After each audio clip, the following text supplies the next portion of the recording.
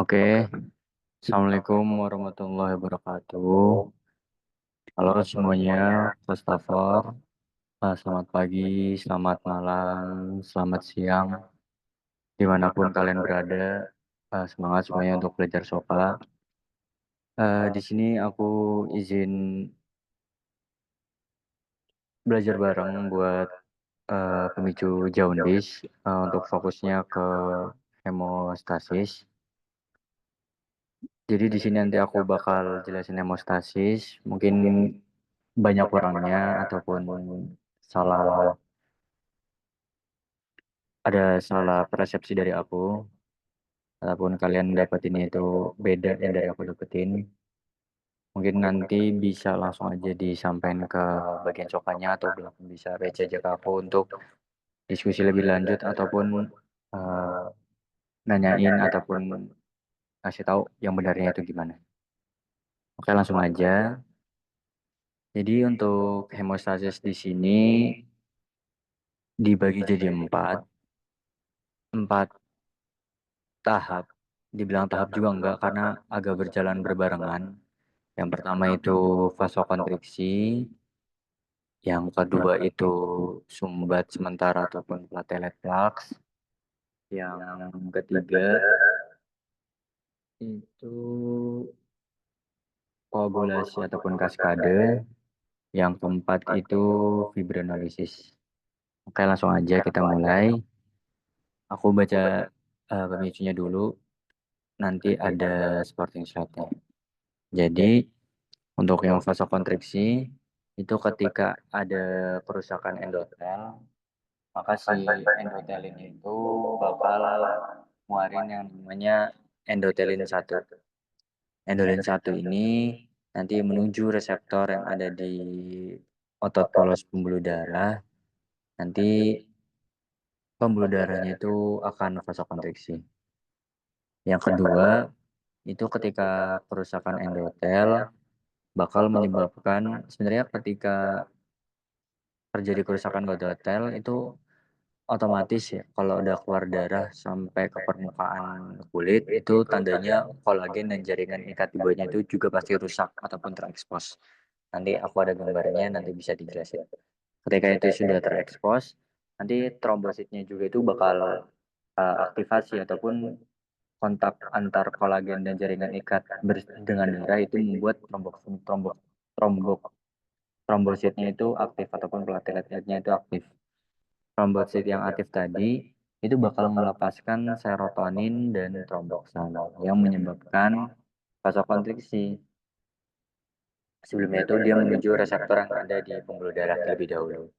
Selain itu juga saraf kerusakan endotel itu bakal menyebabkan aktivasi dari saraf simpatis yang bakal melepaskan noradrenalin. Noradrenalin ini kalau kita familiarnya itu dengan norepinefrin yang dikeluarkan oleh kelenjar adrenal. Ini mungkin bisa ditambahin di bagian yang medula ya, nanti norepinefrin ataupun noradrenalin ini bakal menuju ke reseptor A1 yang ada di otot polos pembuluh darah yang menyebabkan kontraksi. Nah, kontraksi di pembuluh darah itu kan namanya vasokonstriksi. Ini sebentar.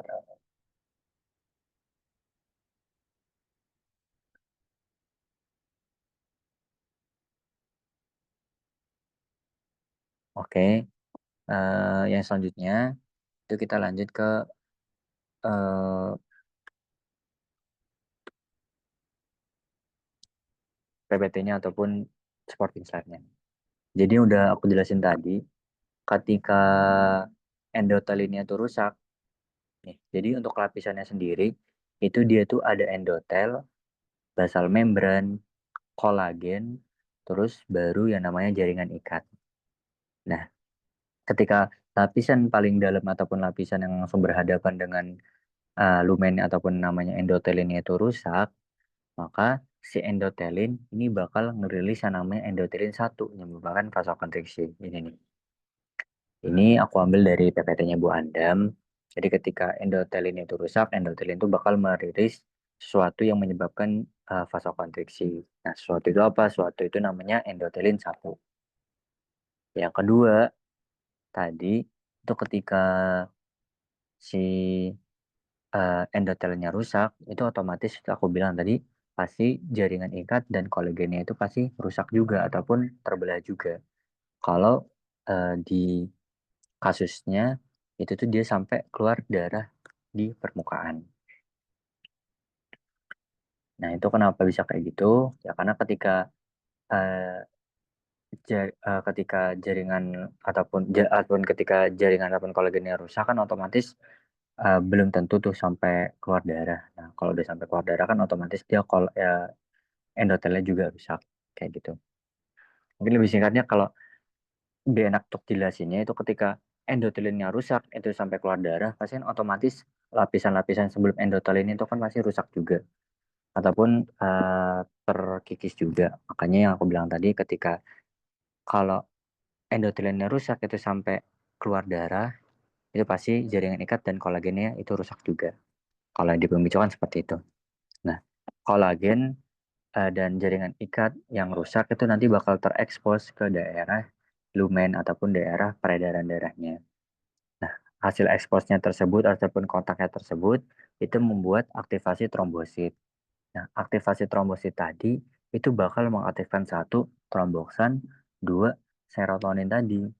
Nah, tromboksan dan serotonin itu bakal membuat si pembuluh darahnya itu vasokonstriksi seperti itu. Tadi udah ada endotelin 1, yang kedua itu ada serotonin dan tromboksan H2. Yang ketiga ataupun yang selanjutnya itu ketika kita terkena ataupun luka itu otomatis saraf simpatisnya aktif.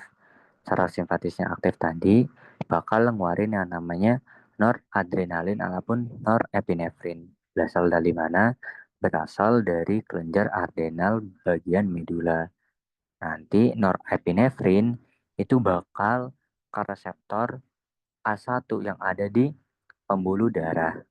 Nah, ketika terjadi uh, aktivasi reseptor A1 oleh norepinefrin itu bakal membuat si pembuluh darahnya itu vasokonstriksi. Nah, ketiga sebab tadi itu membuat vasokonstriksi itu tuh buat apa sih? Nah, sebab kenapa di vasokonstriksiin itu karena agar ketika luka darah yang keluar itu nggak terlalu banyak. Karena ketika vasokonstriksi otomatis kan diameter dari pembuluh darah itu kan mengecil ataupun lebih kecil dari biasanya. Nah, otomatis kalau mengecil volume darah yang ada di uh, pembuluh darah itu kan makin sedikit. Nah, sehingga membesarkan kemungkinan kalau darah yang keluar dari daerah yang luka itu sedikit. Seperti itu. Nah, selanjutnya untuk fase yang kedua ataupun platelet flux, di sini aku bacain dulu untuk petkonnya. Ketika kolagen dan jaringan ikat di bawahnya itu terekspos, maka bakal mengaktifkan dua. Satu mengaktifkan von Willebrand factor, satu lagi bakal mengaktifkan trombosit. Nah, kita mulai dari von Willebrand factor. Ketika von Willebrand factor aktif, itu von Willebrand factor itu bakal berikatan sama kolagen. Apa sih sebenarnya von Willebrand factor itu? Apa gunanya? Jadi kalau bisa dibilang Van Willebrand factor itu sebagai lem antara kolagen dan trombosit. Kenapa sebagai lem? Karena trombosit ini nggak bisa nempel langsung sama kolagennya. Jadi butuh lem ataupun butuh perantara untuk nempelin kolagen sama trombosit. Nah, Van Willebrand factor itu perantara tersebut ataupun lem tersebut. Ketika udah Van Willebrand factornya itu udah berikatan sama, sebenarnya tuh aku nggak tahu ya namanya itu apa. Jadi aku saja di sini Van Willebrand factor plus kolagen. Nah, Van Willebrand factor plus kolagen ini bakal nanti nempel sama trombosit. Tapi trombositnya itu nggak asal nempel aja. Trombositnya itu nanti mengaktifkan reseptor GPIB. Reseptor GPIB ini nanti nempel sama Van Willebrand factor ataupun uh, beraktivasi sama Van Willebrand factornya biar trombositnya ini bisa nempel. Jadi kalau bisa di urutin, jadi lapis pertama ataupun lapis paling atasnya itu trombosit, Lapis keduanya itu von Willebrand faktor, lapis ketiganya itu kolagen. Nah, penempelan trombosit von Willebrand faktor dan kolagen itu disebut yang namanya adhesi trombosit. Nah, adhesi trombosit itu bakal menghasilkan 3 efek. Yang pertama itu bakal melepaskan adenosin dan tromboksan A2. Adenosin dan tromboksan A2 ini bakal mengaktifkan platelet-platelet lain. Mungkin aku pindahin ke PPT biar lebih enak jelasinnya. Jadi tadi yang pertama, ketika adhesi trombosit itu udah terjadi, tadi tuh nempelnya, ini kolagen nih, yang ini kolagen. Jadi kolagen, si trombosit itu nggak bisa langsung nempel sama kolagennya. Harus ada VWF ataupun von Willebrand faktornya biar bisa nempel langsung ataupun menempel ke kolagennya sebagai perantara, von Willebrand faktornya sebagai perantaranya. Ketika udah nempel si kolagennya, si trombositnya itu disebut namanya adhesi trombosit. Adhesi trombosit ataupun penempelan kolagen dan platelet ataupun trombosit itu bakal ngeluarin dua. Yang pertama satu adenosin difosfat ataupun ADP, yang satu lagi tromboksan. Adenosin difosfat dan tromboksan itu gunanya apa sih? Gunanya itu untuk memanggil trombosit ataupun platelet-platelet lain itu untuk ikut nempel di daerah sini. Ibaratnya sebagai sinyal lah, ketika misalnya udah terjadi adhesi trombosit, si trombositnya itu udah nempel di kolagen. Nah, si daerah yang rusak atau daerah yang luka itu bakal ngeluarin namanya tromboksan dan ADP ataupun adenosin fosfat. Supaya apa? Supaya dipanggil teman-teman lain. Trombosit-trombosit yang lain. Eh platelet-platelet lain datang yuk bantuin untuk nutupin ada luka nih. Kayak gitu. Nah, tadi yang selanjutnya itu kan efek yang pertama, ngeluarin ADP sama tromboksan. Nah, efek yang kedua itu bakal ngeluarin yang namanya metasiklin sama nitric oxide. Tapi ngeluarinnya tuh nggak di sini, ngeluarinnya tuh di normal endotelium. Jadi ngeluarinnya tuh di sampingnya. Pengeluaran ini itu gunanya apa sih? Pengeluaran nitric oxide sama prostaglandin gunanya itu biar trombosit ataupun plateletnya itu nggak nempel di sini, nggak nempel di daerah yang nggak rusaknya. Kenapa sih kok emang kalau nempel kenapa? Kalau dia nempel di sini, nanti lama-lama ke atas itu bakal menyebabkan hambatan peredaran darah. Makanya fungsinya nitrit oksid dan prostaglandin kalau kalian baca di Petcon itu dia bakal menghambat aktivasi dan agregasi trombosit.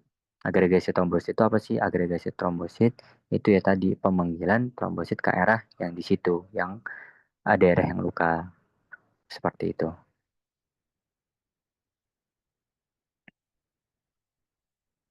Ini tadi mungkin aku baru ingat juga. Jadi apa yang ada di Petcon kalau kalian lihat di Petconnya Soka itu agak beda sama yang di sini karena yang di sini tuh udah aku ubah. Jadi kayak gini biar lebih enak dipahamin. Yang selanjutnya itu kan tadi udah efek yang kedua. Sekarang tuh efek yang ketiga. Efek yang ketiga itu apa? Jadi adhesi trombosit itu juga mengaktifkan reseptor GPIIB pada membran trombosit. Jadi kalau bisa dibayangin ataupun dianalogin enak itu tadi kan kalau VWF itu lemnya antara kolagen dan tromboksit. Nah, kalau GPIIB itu gunanya untuk nempelin trombosit sama trombosit lainnya dengan apa? Lemnya itu dengan fibrinogen. Jadi tadi kan kalau kita lihat untuk nempelin kolagen dan tromboksit itu kan harus ada yang namanya VWF ataupun von Willebrand faktor sebagai lemnya. Nah, terus kalau yang di tengah-tengah ini kan nggak ada kolagen nih, karena kolagennya udah rusak. Terus yang nempelin antar trombosit ini apa? Nah, ini jadi kalau untuk nempelin kolagen dan trombosit itu ada VWF, tapi untuk nempelin trombosit antar trombosit atau bisa disebut taut trombosit itu apa? Itu fibrinogen. Fibrinogen itu bisa nempelnya di mana? Nempelnya itu di reseptor namanya GPIB yang ada di tromboksit, yang ada di trombosit. Jadi kalau bisa dianalogiin, ya sebenarnya fibrinogen ini juga lem, tapi lemnya itu antar trombosit. Sedangkan tadi kalau von Willebrand faktor itu lem juga, tapi lemnya antar kolagen dan trombosit. Kalau yang tadi von Willebrand faktor itu reseptor di membran trombositnya itu GPIB, sedangkan kalau yang trombosit antar trombosit itu reseptornya GPIIB. Kayak gitu. Lanjut. Nah, ketiga efek tadi, pembuatan jembatan antar trombosit, agregasi platelet ataupun pemanggilan platelet, dan tadi penghambatan aktivasi dan agregasi trombosit, itu bakal mengaktifkan ataupun menyebabkan sumbat sementara ataupun platelet plaques. Seperti itu. Mungkin kita lanjut di yang kedua. Sebelumnya mohon maaf ya teman-teman kalau aku jelasin agak belibet, karena emang agak susah aja kok untuk jelasin-jelasin kayak gini. Selanjutnya kita lanjut ke fase ataupun tahap yang ketiga. Sebenarnya dibilang tahap juga enggak, dibilang fase juga enggak, karena menurut aku ini berjalannya tuh enggak bisa. Kalau berbarengan juga itu enggak. Jadi kayak domino efek aja, ataupun bisa dibilang simultan, agak simultan aja. Soalnya fase kontraksinya duluan, terus nanti disusul sama uh, platelet plak, terus platelet plak nanti disusul sama koagulasi ataupun kaskade, nanti koagulasi ataupun kaskade disusul sama fibrinolisis. Yang selanjutnya itu kita akan jelasin yang kaskade ataupun koagulasi. Jadi ketika terjadi kerusakan endotel, maka bakal mengaktifkan dua jalan. Yang pertama itu jalur ekstrinsik dan jalur intrinsik.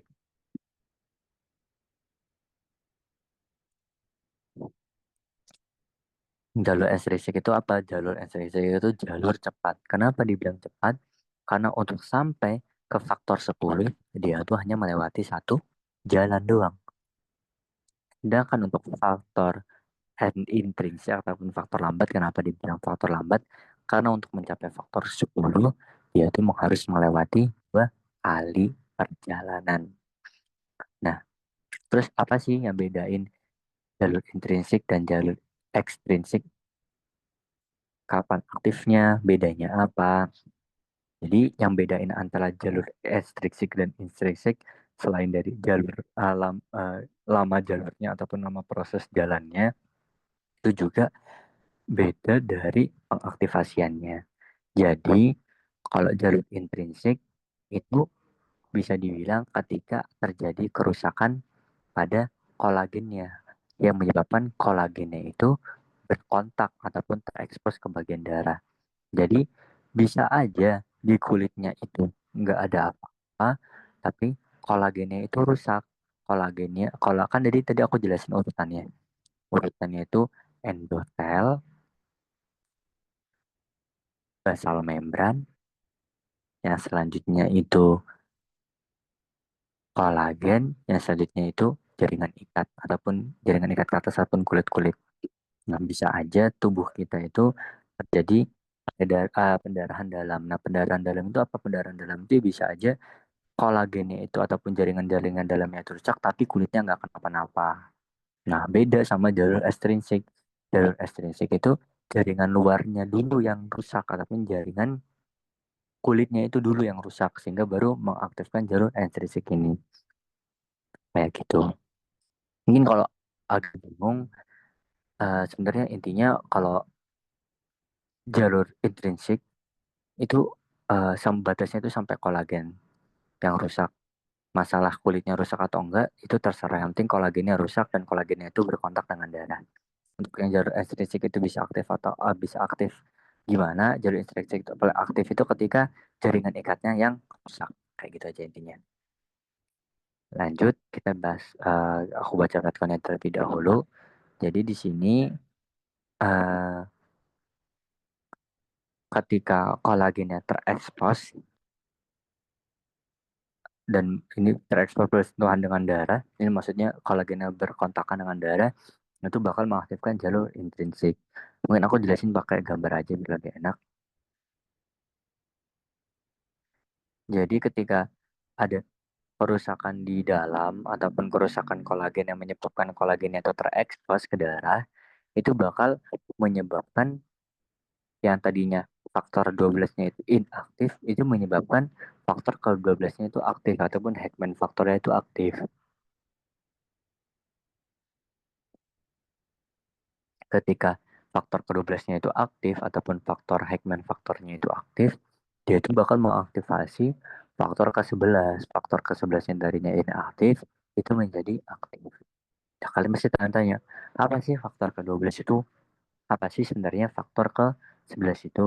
Nah, kalau kalian mau baca di sini nih, kalau kalian tanya, apa sih faktor ke-12 itu? Ya, faktor ke-12 itu Heckman faktor. Apa sih faktor ke-11 itu? Faktor ke-11 itu adalah plasma tromboplastin antecedent tanda kurung itulah ribet.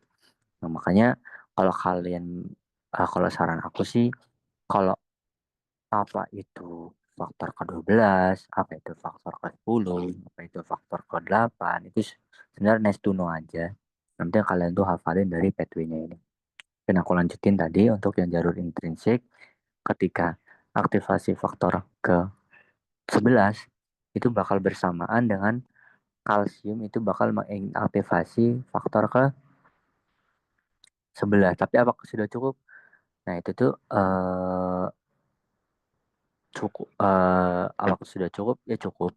Maksudnya itu bakal bisa mengubah faktor ke-11 dan faktor ke faktor ke-11 yang awalnya eh, sebenarnya ini tuh belum cukup. Ibaratnya belum sepenuhnya jadi faktor ke-11. Jadi nanti faktor ke-11 itu bakal eh, bersamaan lagi mengaktifkan faktor ke-11 yang sempurna. Dan nanti faktor ke-11 yang sempurna ini jadi dari hack hmm, gimana ya jelasinnya ya? Jadi sebenarnya faktor pas faktor ke-12 mengaktifasi faktor ke-11 itu sebenarnya belum terbentuk secara penuh faktor ke-11-nya, belum sempurna lah pembentukannya. Nanti faktor ke-11 itu dengan bantuan kalsium bakal benar-benar menjadi faktor ke-11. Nah, kayak gitulah ibaratnya. Benar-benar menjadi plasma trombin antarceden ataupun PTA ataupun nama lainnya anti hemofilik faktor C. Nah, kayak gitulah. Itu baru-baru jadi benar-benar jadi faktor ke-11. Nah, faktor ke-11 tadi nanti dengan bantuan faktor ke-8 dan kalsium dan PF3. PF3 itu apa sih? PF3 itu PF3 itu PF3 itu fosfolipid yang dikeluarkan oleh trombosit ketika trombositnya itu aktif. Nah, bisa kalian baca di sini dan bisa kalian juga lihat di supporting slide-nya. Jadi PF3 itu apa? PF3 itu fosfolipid yang dikeluarkan ataupun yang disekretkan dari agregasi platelet. Jadi ketika platelet itu melakukan agregasi, di situ platelet juga ngeluarin yang namanya fosfolipid 3. Nah, faktor ke-11 tadi dengan bantuan faktor ke-8, kalsium dan fosfolipid itu bakal mengaktifkan faktor ke-10. Dari faktor ke-10 yang enggak inaktif itu bakal menjadi aktif. Tidak lupa itu tuh dengan bantuan vitamin K juga. Nah, tadi kan jalur intrinsik kan tadi dibilang jalur panjangnya. Emang sepanjang ini jalurnya. Bandingkan dengan jalur ekstrinsik. Jalur ekstrinsik itu ketika jaringan ikatnya sudah rusak, itu dengan bantuan faktor ke 7, coba aku hitung ya. Faktor ke 7 nggak sih? Saat ini 12, 13, 11, 10, 9, 8, 7. Nah, faktor ke-7 bersama dengan kalsium dan bersama dengan kalsium dan vitamin K itu bakal mengaktifkan juga inaktif dari inaktif faktor ke-10 membuat faktor ke-10 itu aktif. Kalau dari PPT-nya itu namanya common pathway ataupun jalur berbarengan ataupun jalur bersama. Yang ini. Nah, nanti pas udah masuk common pathway itu common pathway ataupun faktor ke-10 itu bakal mengubah yang namanya fototrombin faktor yang kedua diubah jadi trombin dengan bantuan kalsium faktor 5 dan fosfolipid. Nah, trombin tadi sebenarnya kalau di sini kurang jelas tadi, bayangin aja kalau udah faktor ke-10 itu dibantu dengan faktor kelima kalsium dan fosfolipid itu bakal mengubah fototrombin menjadi trombin. Nah, trombin itu efeknya ada dua. Satu, mengubah faktor satu ataupun mengubah fibrinogen menjadi fibrin membentuk meshwork.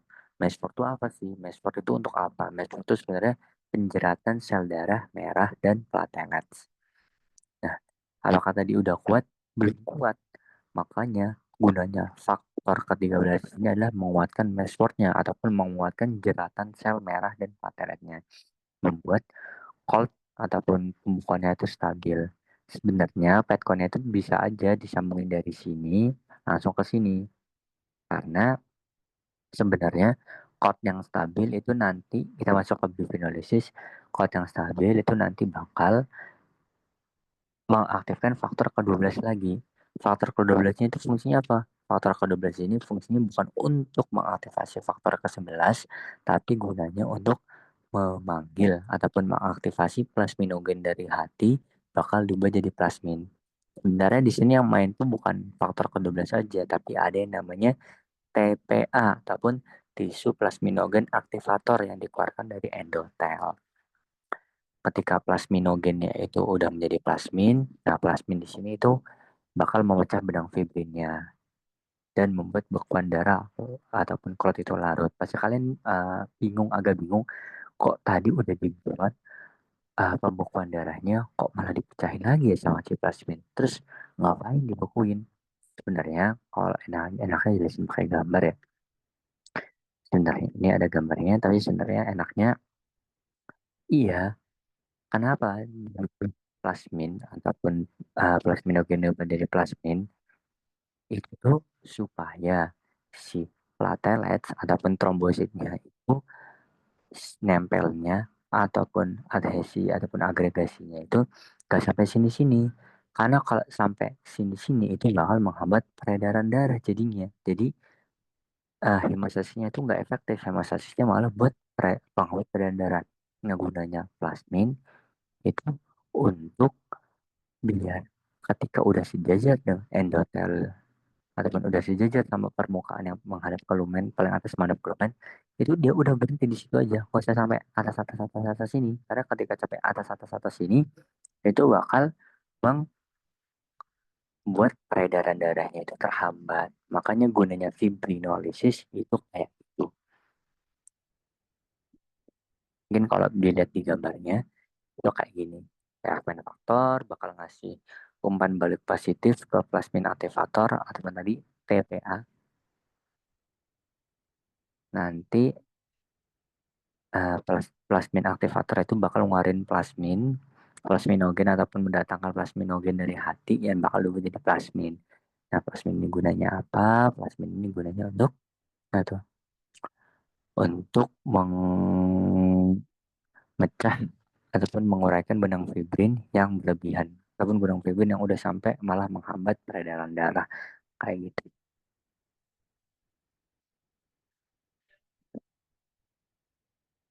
Mungkin kayak gitu ya guys untuk penjelasannya. Mungkin sorry kalau penjelasannya agak belibet, penjelasannya kayak uh, agak cepet banget bahasanya ataupun ya belibet-belibet lah. Tapi insya Allah dari yang aku jelasin semoga bermanfaat bagi kalian lah ya. Sama kalau di Petcon di yang Soka itu ada Petcon lagi di sampingnya. Petcon itu tulisannya fokus pada ukuran darah. Sebenarnya aku kurang paham ini gimana. Maksudnya gimana, tapi ya kalau dilihat-lihat nggak jauh beda. Maksudnya lebih lengkap yang di sini tuh kalau secara mekanismenya. Makanya kalau menurut aku dengan kalian belajar ini aja itu udah cukup banget untuk nanti kalau ditanya tentang hemostasis. Mungkin kayak gitu aja. Semangat semuanya. Kostafor, laki perempuan, pokoknya semuanya kostafor. karena kalian itu ya memperjuangkan 22 kemungkinan untuk satu pilihan yang pasti gitu. Kalian bakal dapat satu pemicu tapi ngafalinnya 22 pemicu yang ya menurut aku lumayan berat lah untuk belajar semua itu.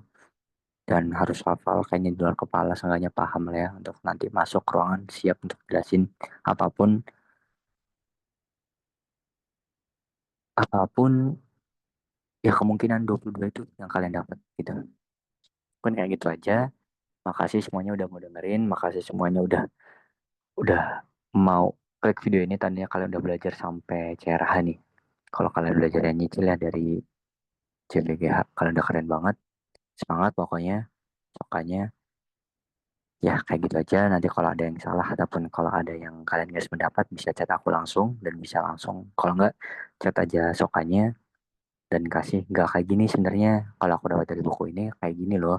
Nah, itu nanti bisa kita perbaiki bareng-bareng, kita diskusiin bareng-bareng. Makasih semuanya. Selamat, semoga semuanya one shot. Sekian dari aku. Wassalamualaikum warahmatullahi wabarakatuh. Makasih.